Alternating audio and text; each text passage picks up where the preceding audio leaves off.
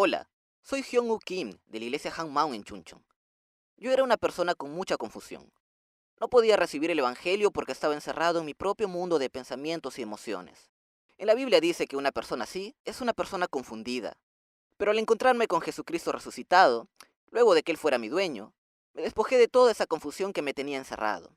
Y en este momento me gustaría compartirles cómo me he convertido en la persona que Dios desea, con la misión de dar testimonio del evangelio. Yo era una persona de pensamientos muy confusos y complicados. Esto comenzó desde mi niñez, cuando vivía en el campo. Cuando tenía 7 años, nos mudamos con mis padres a una zona rural en los suburbios de Wonju, en Gangwon-do. La primera vez cuando llegué a la casa donde nos mudamos, no vivía nadie en un radio de 1 kilómetro alrededor de la casa. Obviamente, no había agua ni electricidad, no había gas, ni siquiera calles. Parecía que nos habíamos instalado en una isla. Me sentí perdido al ver que teníamos que vivir en un lugar así, porque no podía encontrar nada alrededor con lo cual me pudiera entretener. Pues, como ustedes sabrán, el juego es la vida misma para los niños. Sentí que sin poder jugar, me quedaría sin sueños ni esperanzas, y caería en frustración y desánimo. Por eso me esforcé mucho en encontrar algún modo de poder jugar solo. De esta manera, descubrí la imaginación. Jamás pensé que esta imaginación complicaría tanto mi mente.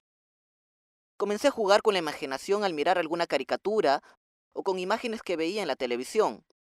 Imaginaba que era el protagonista de algún dibujo animado y corría entre las montañas y el campo. Mientras más imaginaba, más me divertía. Me convertía en un superhéroe. Cuando los enemigos me lanzaban puños, yo los golpeaba con un solo dedo. Y cuando yo los golpeaba con un dedo, los enemigos gritaban y se derrumbaban al instante. De esa manera, imaginando cómo salvaba el planeta y recibía el aplauso de las personas, sentía que poseía el mundo entero. Cada vez quedaba más y más atrapado en la imaginación. Estaba tan apasionado por ello, que hasta armé un cuaderno especial llamado Cuaderno de la Imaginación. Allí, dibujaba por género de deportes, automóviles, animales, países, personajes animados, y cada día elegía un género para usar la imaginación. Si un día tenía ganas de jugar al béisbol, abrí el cuaderno donde tenía dibujados los jugadores de béisbol y enseguida comenzaba a pensar.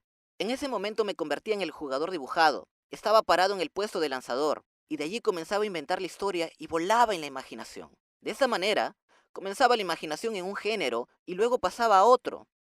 Haciendo esto, podía estar en la imaginación las 24 horas de los 365 días del año. Como no era necesario el movimiento para usar la imaginación, muchas veces me dormía mientras imaginaba. Pero al pasar mucho tiempo imaginando, comenzaron a surgir algunos problemas. Al principio, inventaba una historia en mi cabeza y luego comenzaba a imaginar porque yo quería.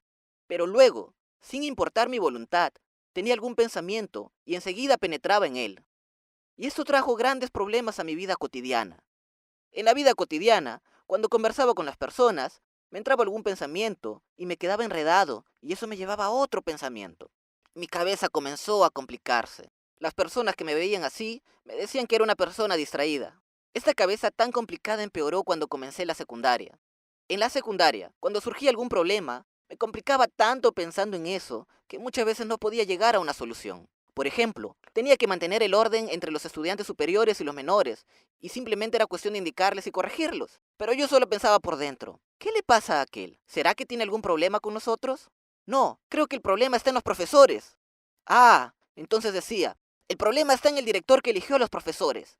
De esta manera mis pensamientos tomaban caminos absurdos, pero por fuera parecía normal. La gente solo pensaba que era una persona muy pensativa, porque me veían siempre sentado con cara seria.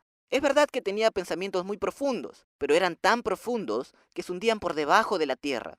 En medio de todos esos pensamientos complicados, me estaba encerrando en mi propio mundo, hasta que ingresé a la Universidad Nacional de Gangwon en Chuncheon, y entré al internado de la iglesia Hangmaung. El primer día en el internado, dejé mis cosas, y sin saludar a los hermanos que estaban allí, me fui a visitar a un amigo menor que vivía en la zona. En verdad, no tenía mucho interés en los hermanos que estaban allí. Era una persona sin noción, que solo pensaba en mí. Sin embargo, los hermanos me trataron muy amablemente. Así, los hermanos comenzaron a compartirme sobre el Evangelio. En realidad, había escuchado mucho acerca del Evangelio, pero no sabía exactamente de qué se trataba. Los hermanos me dijeron que se trataba de que Jesús murió por nuestros pecados y resucitó al tercer día. Sobre todo, esta resurrección era la evidencia de que Jesús es Dios y que es una verdad histórica. Pero cada vez que escuchaba estas palabras, mi cabeza se complicaba más. Además, como estaba acostumbrado a recibir la palabra de manera emocional, no podía creer en la resurrección, pues no me generaba ningún tipo de emoción. Por eso, los hermanos me dijeron, la resurrección de Jesús es una verdad histórica, que no se relaciona con tus emociones. Me decían esto, pero decía, ¿cómo puedo creer si no puedo sentir nada? Y no podía escuchar el Evangelio. Cuando empecé a escuchar el Evangelio, mi nivel de confusión empeoró aún más. Cada vez que escuchaba la palabra, mi cabeza se complicaba tanto que comencé a tener fuertes dolores de cabeza. Por eso, cuando los hermanos me compartían la palabra, yo me agarraba la cabeza y gritaba, ¡ah! Y de tanta complicación, ni podía recordar todo lo que me compartían.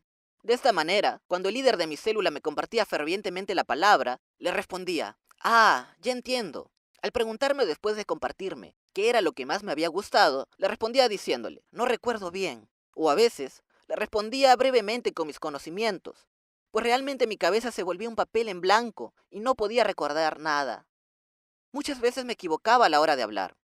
Un día salí y volví al internado y me sentía tan mareado porque mi cabeza estaba muy cargada.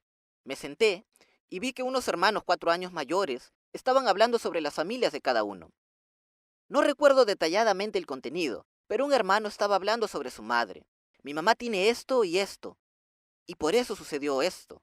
Lo que dijo me dejó impactado, por lo que le pregunté, ah, ¿tu mamá hizo así? Luego de ese episodio, mis hermanos empezaron a llamarme tu mamá.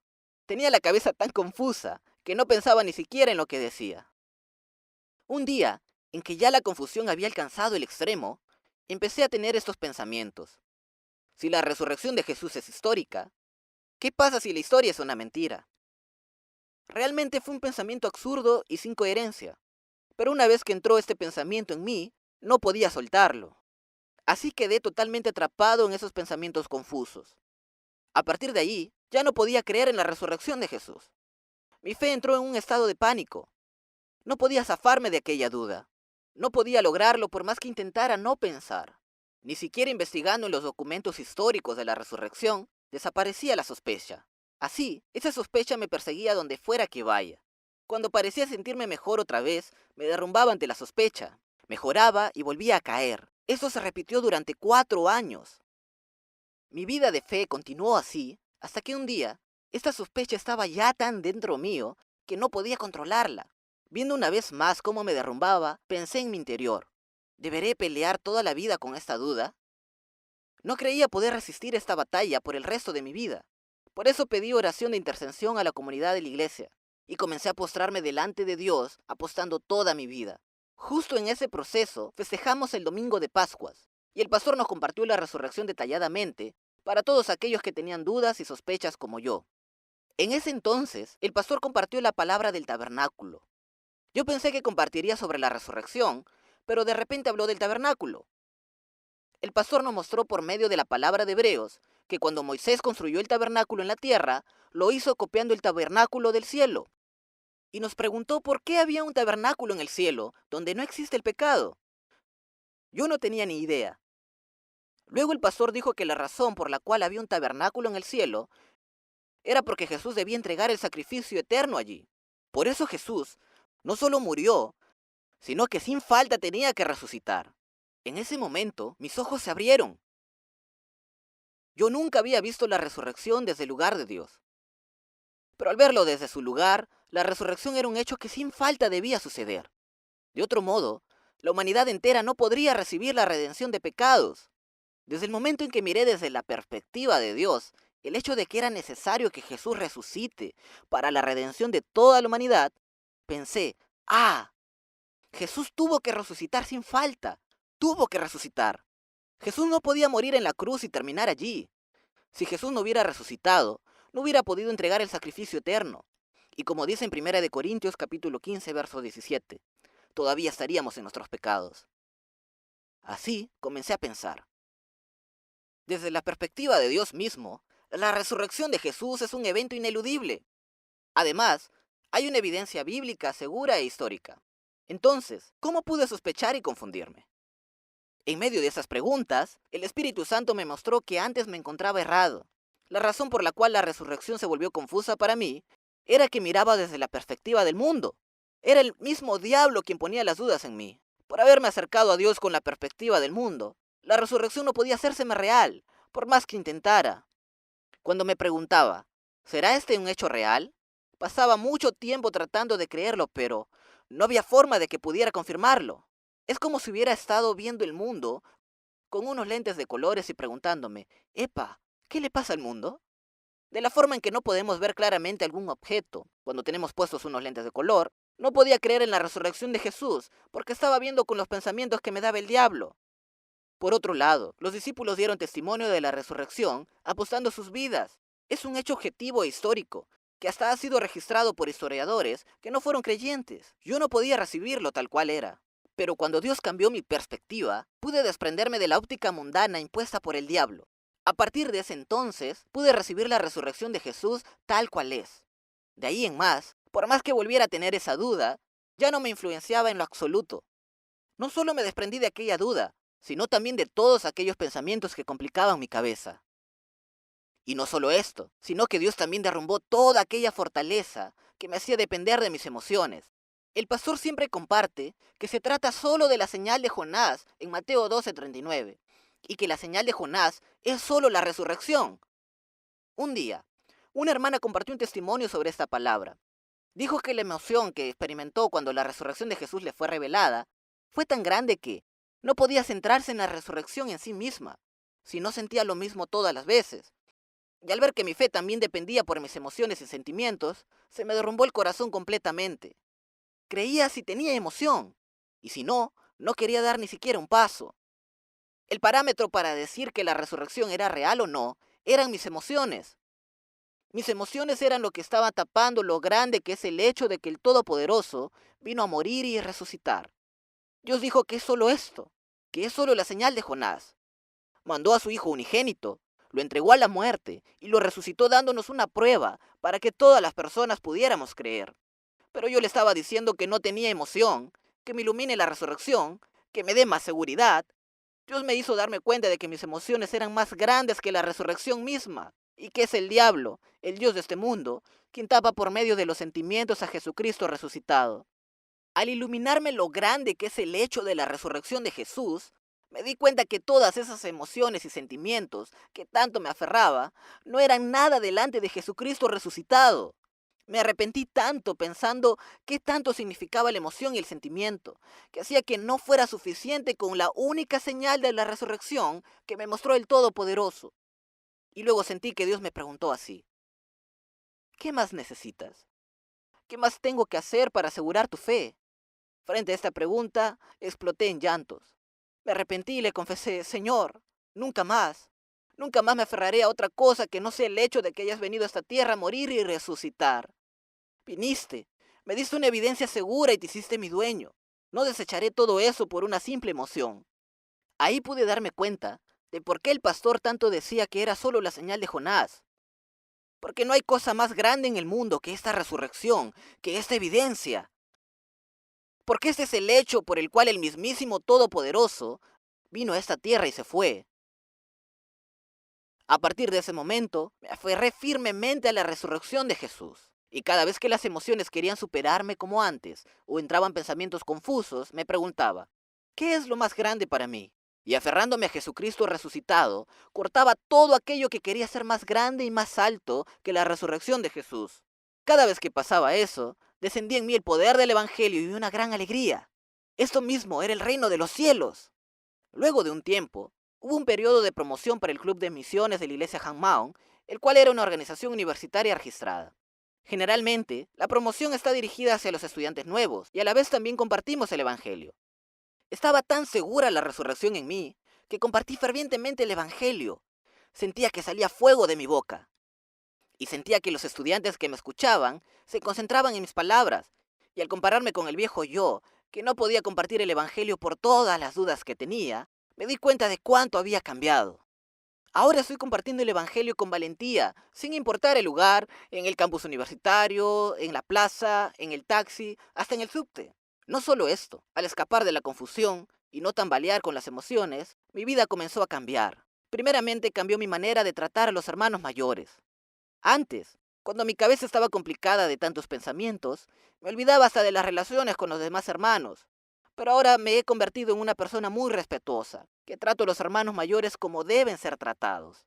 Ya no le hablo vulgarmente a los hermanos según lo que se me venga a la mente, sino que los diálogos ahora son normales. Y ya no me llaman tu mamá. Y también dejé de escuchar que las personas me llamaran despistado. Ahora, cuando los hermanos me reprenden, les respondo con un lo siento. Ya sabes lo que siento por ti, ¿verdad? Y hablando sus corazones. Además de todo esto, la relación con mis padres mejoró notablemente. Durante todo este tiempo, viví tan encerrado en mi propio mundo que no pude prestar atención a mis padres.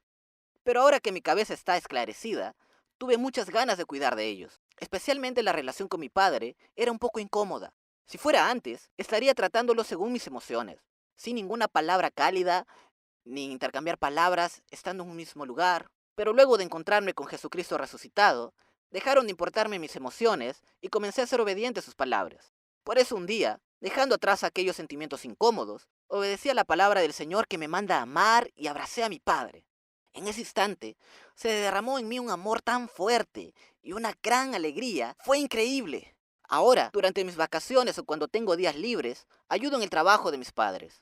Aún viven en el campo, por eso hay mucho trabajo durante épocas de cosecha. También crían varias vacas. Es demasiado trabajo para los dos. Por eso de vez en cuando los ayudo y ellos se alegran mucho, aunque me arrepiento de antes no haberles podido ayudar mucho más. Al no tener más pensamientos confusos, mi cabeza se esclareció y me volví más simple. Ya no tengo dolores de cabeza por pensamientos complicados. Ya no divago mis pensamientos cuando surge algún problema. Es más, las notas de los estudios mejoraron, ya que al no tener pensamientos absurdos, puedo concentrarme más para estudiar.